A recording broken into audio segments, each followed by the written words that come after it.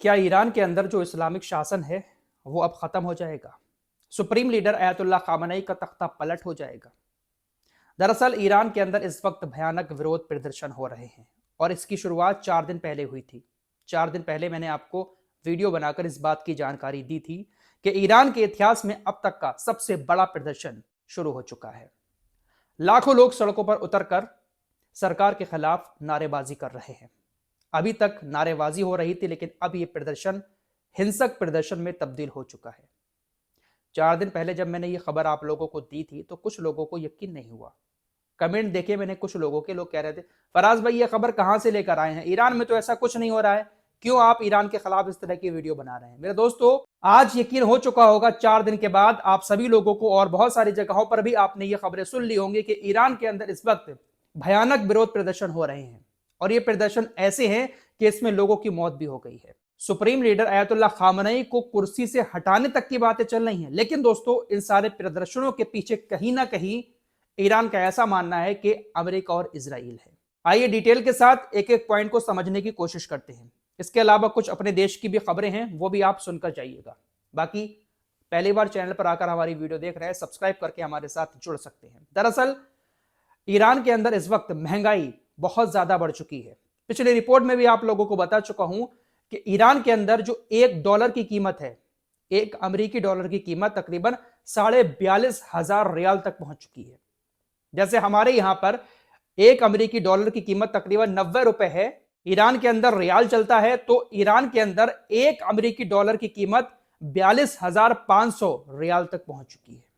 इससे आप अंदाजा लगा सकते हैं कि कितनी महंगाई है और यह दर और भी ज्यादा आगे बढ़ेगी, क्योंकि अमेरिका लगातार अपने दोस्त देशों के साथ मिलकर ईरान के ऊपर प्रतिबंध लगा रहा है, जिसकी वजह से ईरान का जो रियाल है वो काफी लुढ़कता जा रहा है। जब करेंसी डाउन होती है तो जो महंगाई की दर है किसी भी देश के अंदर वो बहुत ज्यादा बढ़ जाती है। इसी महंगाई के खिलाफ लोग सड़कों पर उतरकर सरकार के खिलाफ पीसफुल प्रोटेस्ट कर रहे थे। और एक बात आपको यहां पर और बता देना चाहता हूं, जिस तरीके से पूरी दुनिया के अंदर मीडिया पर ईरान को लेकर खबरें चल रही हैं कि बहुत बुरा हाल है ईरान के अंदर, सारे लोग सड़कों पर उतर आए हैं, ऐसा नहीं है दोस्तों। जिन शहरों में ये प्रदर्शन चल रहे हैं उन शहरों की आबादी लगभग 1 लाख है। छोटे छोटे शहरों से ये प्रदर्शन शुरू हुए हैं। लोग जो सड़कों पर उतरे हैं उन शहरों की आबादी लगभग 1 लाख है, ज्यादा बड़ी आबादी नहीं है, छोटे छोटे शहर हैं, उन्हीं के लोग सड़कों पर उतरे। ईरान की जो टोटल पॉपुलेशन है वो तकरीबन 90 मिलियन से ज्यादा है। तो तख्ता पलट की जो बातें चल रही हैं पूरी दुनिया की मीडिया पर कि सुप्रीम लीडर अयतुल्ला खामनेई का तख्ता पलट हो जाएगा क्योंकि पूरा देश सड़कों पर आ गया है, ऐसा नहीं है दोस्तों। छोटे छोटे जो शहर हैं वहां पर लोग सड़कों पर उतरे और फिर प्रदर्शन हिंसक प्रदर्शन में तब्दील हो गया। ईरान की पुलिस ने हिंसक प्रदर्शनकारियों पर गोलीबारी की, जिसमें तकरीबन 7 से 9 लोगों के मारे जाने की खबर है। एक ईरान का गार्ड भी मारा गया है। तो फिलहाल अब ये प्रदर्शन जो छोटे छोटे शहरों से शुरू हुए थे ये कुछ बड़े बड़े शहरों में भी अब पहुंचने लगे हैं। दरअसल अब ईरान का क्या कहना है इन सारे मामलों पर? ईरान ने इजराइल और अमेरिका को इन सारे हिंसक प्रदर्शनों का जिम्मेदार बताया है। ईरान की तरफ से कहा जा रहा है, ईरान के अधिकारियों का कहना है कि लोग हमारी सरकार के खिलाफ, महंगाई के खिलाफ पीसफुल प्रोटेस्ट कर रहे थे, लेकिन इजराइल और अमेरिका ने अंदर अंदर ऐसा गेम खेला कि जो प्रदर्शन सुकून के साथ सरकार के खिलाफ लोग कर रहे थे, इजराइल ने खुफिया एजेंसी के साथ मिलकर अपनी उस प्रोटेस्ट में कुछ ऐसे लोगों को शामिल कर दिया कि वो प्रोटेस्ट हिंसक बन गया।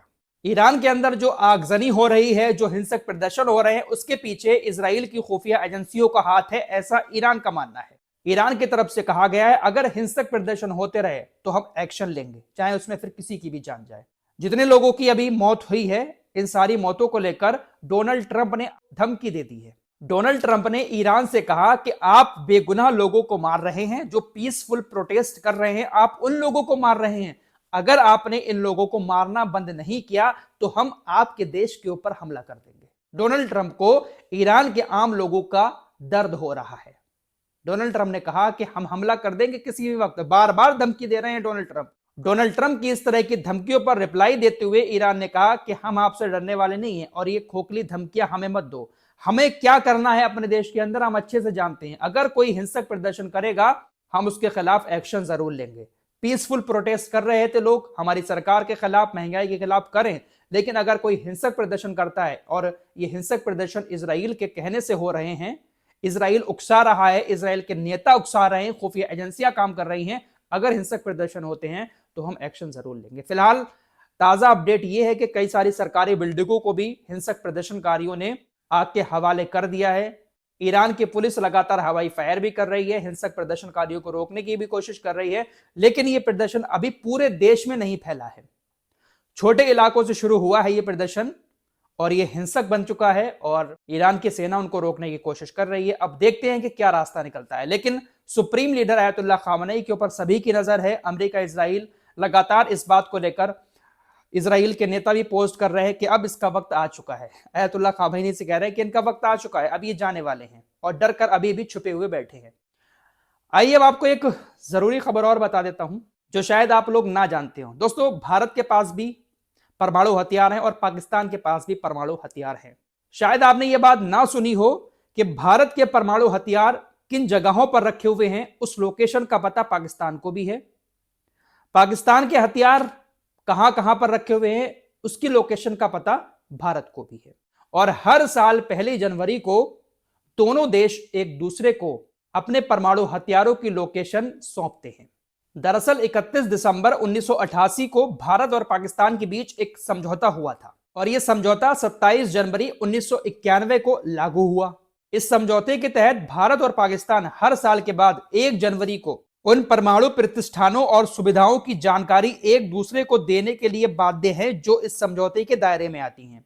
यह समझौता दोनों देशों को एक दूसरे के खिलाफ परमाणु हथियारों के इस्तेमाल से रोकता है।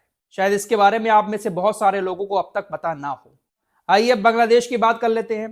पड़ोसी देश बांग्लादेश में अभी हाल ही में क्या कुछ हुआ है आप लोगों को अच्छे से मालूम होगा। 2025 की शुरुआत में ही बांग्लादेश के अंदर हिंसक प्रदर्शन हुए थे। जो शेख हसीना है उनको वहां से भागना पड़ा था। नई सरकार आ गई थी और नई सरकार लाने में जिस शख्स का बहुत ज्यादा हाथ था उसकी अभी पिछले महीने गोली मारकर हत्या कर दी गई। उसके मरने के बाद बांग्लादेश के अंदर और ज्यादा बवाल हो गया। कई सारे अल्पसंख्यक लोगों की वहां पर मौत भी हो गई, उनको मार दिया गया।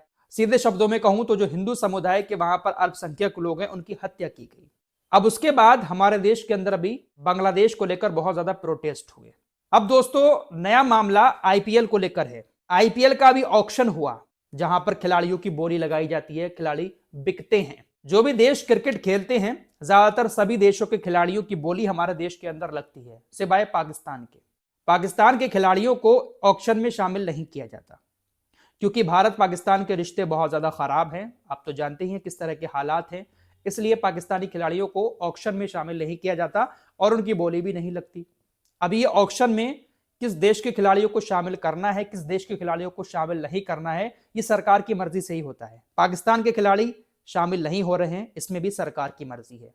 बीसीसीआई है, खेल मंत्रालय है, इन्हीं की मर्जी से उन खिलाड़ियों को शामिल नहीं किया जाता है। अब जो देश शामिल हो रहे हैं ऑक्शन में, जिन देश के खिलाड़ी, उन देश के खिलाड़ियों पर जो फ्रेंचाइजी मालिक है वो बोली लगाते हैं।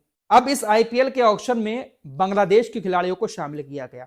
मुस्तफिजुर रहमान एक फास्ट बॉलर है बांग्लादेश के, उनको भी इस ऑक्शन में शामिल किया गया और ऑक्शन में जब उनकी बोली लगी तो कोलकाता नाइट राइडर केकेआर, जो शाहरुख खान की टीम है, उसने उनको खरीद लिया।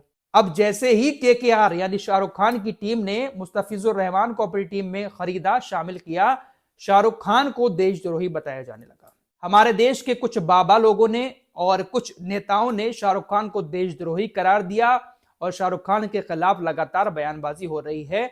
हालत यह हो गई कि अब बीसीसीआई ने कहा है कि केकेआर इस खिलाड़ी को रिलीज करे।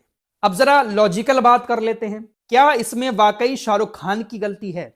क्या शाहरुख खान ही देश का गद्दार है जिसने उसको टीम में शामिल किया? शाहरुख खान की टीम के साथ जूही चावला भी हैं जुड़ी हुई, शायद उनका भी कुछ शेयर है उसमें, लेकिन नाम सिर्फ शाहरुख खान का आ रहा है। और सबसे बड़ी चीज कि बांग्लादेश के प्लेयर को ऑक्शन में शामिल करने की इजाजत किसने दी? शाहरुख खान के कहने से तो बांग्लादेश के खिलाड़ियों को ऑक्शन में शामिल किया नहीं गया होगा। देखिए, यहां पर मैं हिंदू मुस्लिम की बात नहीं कर रहा हूं, जो लॉजिकल बात है वो कर रहा हूं। जो बांग्लादेश के अंदर अल्पसंख्यकों के साथ हुआ है उसका कड़े शब्दों में विरोध करना चाहिए और ऐसे लोगों से संबंध रखना भी नहीं चाहिए। चाहे पाकिस्तान हो, चाहे बांग्लादेश हो, कोई भी देश हो, अगर हमारे देश के खिलाफ कुछ कर रहा है तो उससे संबंध नहीं रखना चाहिए। लेकिन अभी पाकिस्तान के साथ हमारे मैच भी हुए थे। अब वो मैच किसी खिलाड़ियों ने तो नहीं कराए थे, शाहरुख खान ने तो नहीं कराए थे, पहलगाम में अटैक हुआ था, इतने लोग मारे गए थे, लेकिन फिर भी हमारी टीम पाकिस्तान से मैच खेल रही थी। अब ऑक्शन में शामिल किसने किया? बीसीसीआई ने किया होगा, सरकार की मर्जी से किया गया होगा। अब ऑक्शन में जब खिलाड़ी सामने आए तो खिलाड़ी ठीक है, बोली लगाकर उसको शाहरुख खान नहीं खरीदता तो चेन्नई सुपर किंग्स खरीद लेता, पंजाब खरीद लेती, कोई तो खरीदता उसको, लेकिन शाहरुख खान की टीम में गया इसलिए बवाल ज्यादा हो गया। फिलहाल अब बीसीसीआई की तरफ से कहा गया है कि शाहरुख खान यानी कि केकेआर की टीम उसको अब रिलीज करे, निकाल दे टीम से।